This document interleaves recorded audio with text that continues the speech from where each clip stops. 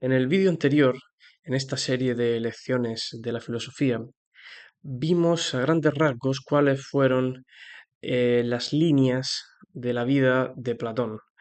Hoy vamos a tratar cuáles fueron sus motivaciones filosóficas, es decir, sus objetivos y sus influencias, las influencias que recibió, influencias intelectuales, para conformar su propio sistema filosófico, su dualismo ontológico.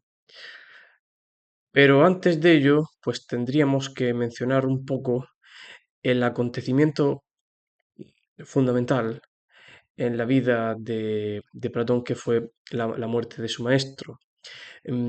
Tras la muerte de Sócrates, Platón se vio profundamente afectado por la injusticia cometida contra el que él consideraba que era el más justo de los hombres.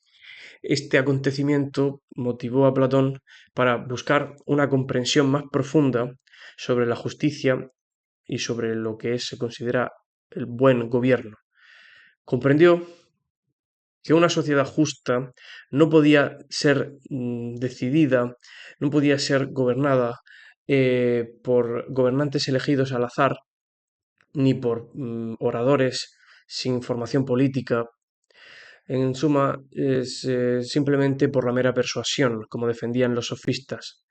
Comprendió que una sociedad justa no podía depender del azar ni de gobernantes ignorantes.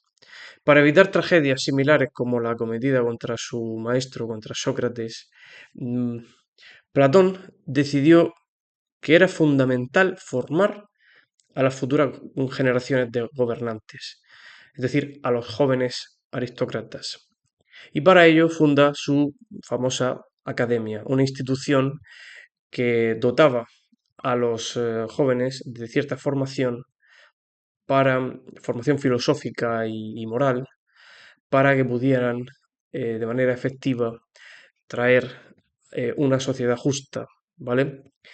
Platón creía firmemente que sólo a través de un determinado proceso de formación, de una paideia, de un proceso educativo, era capaz, era posible alcanzar el conocimiento del bien y de la justicia, sin el cual es imposible la realización de cualquier acción justa o buena. El objetivo último de Platón en este caso era salvar la polis, como dice Gabriel Albiac, de esa feria discursiva, de esa perversión discursiva en la que se había convertido la Atenas de su tiempo. Bien, esto, digamos, en cuanto a las motivaciones, digamos, a los antecedentes que nos conducen a las motivaciones de Platón. Y bueno, he resumido, como está aquí en pantalla, en dos líneas cuáles son esas motivaciones. Por un lado tenemos defender la posibilidad de la verdad y el conocimiento frente a sus enemigos, los sofistas, y por otro, diseñar un estado ideal en el que la injusticia cometida contra Sócrates no vuelva a repetirse. Para ello era necesario, como acabo de mencionar, educar, formar a los futuros gobernantes en la idea del bien y de la justicia.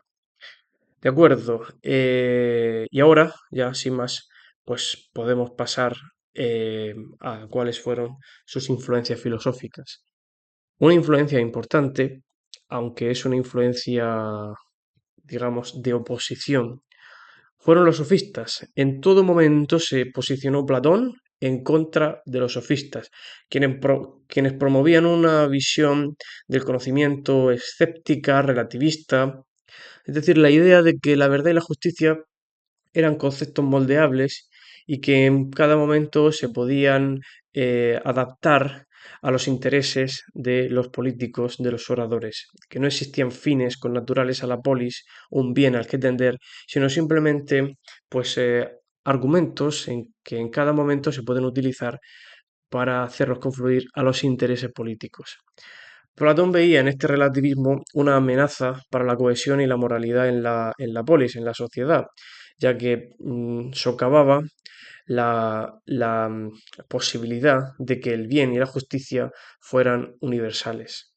En sus diálogos, especialmente en la República, Platón argumenta que existen verdades, existen, digamos, valores absolutos, las ideas, que deben ser descubiertos y que deben, evidentemente, pues, ser seguidos de manera efectiva para lograr esta sociedad justa.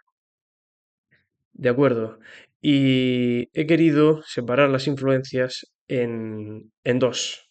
Por un lado, las influencias de los filósofos de la naturaleza, de los presocráticos, y por otros, la influencia directa, que serían la de Sócrates y los pitagóricos. Bien, los pitagóricos pues, también son filósofos presocráticos, por eso después modifiqué esta división en filosofía, en, digamos, influencias directas e influencias indirectas.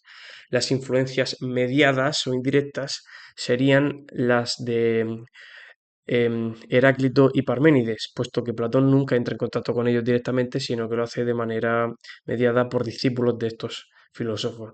Bueno, la influencia de Heráclito fue mediada por Crátilo, a quien Platón le dedica un diálogo. El Crático es lo que trata sobre el lenguaje. El contacto de Platón con esta filosofía es, digamos, expuesta en el diálogo de una manera bastante profunda. Eh, Crátilo, heredero de la doctrina de Heráclito de el continuo devenir, de que el principio de todas las cosas es dinámico, todo cambia, nada permanece, todo está en continuo cambio y por lo tanto nadie se baña dos veces en el mismo río, pues ni la persona que se baña en la misma, ni el río mismo, porque cambia su cauce, cambia su agua, cambia la vida que hay dentro de ese río, en fin, y que por lo tanto, pues no hay una sustancia última de las cosas a las que podamos apelar, ni en el conocimiento ni en el lenguaje. Se cuenta que Crátilo, defensor del relativismo lingüístico, pues terminó sus días sin hablar, porque el lenguaje pues, es un imposible. Igual que para los herederos de Parménides, el movimiento y el cambio eran imposibles. De esta concepción del cambio continuo tomó Platón sus características del mundo sensible. Es decir, Platón toma el mundo en constante cambio de Heráclito para conformar su idea del mundo sensible. La influencia de la filosofía de Parménides también fue mediada, en este caso por Hermógenes, que fue un discípulo de Parménides, y de este toma la consideración de las características del mundo de las ideas. Para Parménides, como para su discípulo Hermógenes, el ser es uno, inmutable, eterno. Existen dos vías, la vía de la opinión, la del no ser, y la vía del ser, la vía de la verdad, de la aletheia, y nosotros pues debemos seguir la vía de la verdad, que es una de un discurso que no cambia, que es igual a sí mismo y que se identifica con el ser. Lo mismo es pensar y ser. Bien, eh, Platón lo que hace es tomar este mundo eterno e inmutable y aplicarlo al mundo de las ideas. Por lo tanto, tenemos esta dualidad, mundo sensible, mundo inteligible, en la dualidad Heráclito-Parménides. Por otro lado, las influencias directas son Sócrates y los pitagóricos. Sócrates toma que el objeto del verdadero conocimiento radica no en los conceptos, como pensaba Sócrates, sino en las ideas. Es decir, existe algo sobre lo que podemos hablar, que podemos conocer, que podemos pensar, que es la determinación ontológica de las cosas que existen, del mundo que podemos percibir con los cinco sentidos. Este mundo que está en constante cambio, que es perecedero y que no tiene una permanencia. Y finalmente, de los pitagóricos, toma un concepto clave.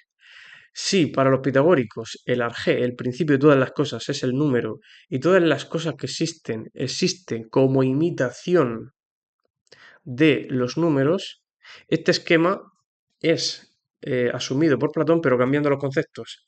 No es que las cosas imiten a las ideas, sino que participan de las ideas como las cosas participaban, imitaban a los números. Lo que hay es un cambio de lenguaje. Bien, también toma de los pitagóricos, por ejemplo, su concepción antropológica, el dualismo mente-cuerpo o la consideración del cuerpo como una cárcel del alma, una prisión del alma. También la teoría de la reminiscencia, que es de naturaleza o de tradición órfico-pitagórica, o la idea de la existencia de un juicio después de la muerte, según la nobleza de la vida pasada. Bueno, esto es, a grandes rasgos, el caldo de cultivo intelectual que Platón recoge para la conformación de su propia teoría, ¿de acuerdo? Entonces aquí tengo un esquema, digamos, dividiendo las influencias directas y las influencias mediadas. Heráclito, consideración del mundo sensible; Parménides, mundo inteligible; de los pitagóricos, la estructura del mundo como imitativa de las matemáticas, la transmigración de las almas, la idea de que la virtud es la armonía, no una armonía matemática, en Platón sería una armonía de las partes del alma, de la parte racional, irascible y concupiscible, o de las partes, digamos, o de las clases sociales, y también la escuela de los pitagóricos es tomada como modelo para la Academia de Platón. De Sócrates toma la inmortalidad del alma, el método mayéutico, digamos, el método dialéctico, consistente en un diálogo entre el interlocutor y el propio Sócrates, y finalmente la idea de que la virtud y la verdad, el conocimiento, sí es universal. Em, este caldo de cultivo es sintetizado por Diógenes Laercio en el libro tercero dedicado a Platón de la siguiente forma. Platón hizo una especie de miscelánea filosófica de las opiniones de los heraclíteos, pitagóricos y socráticos.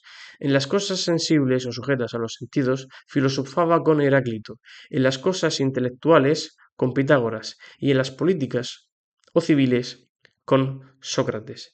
Creo que no existe mejor explicación de las influencias que este breve párrafo.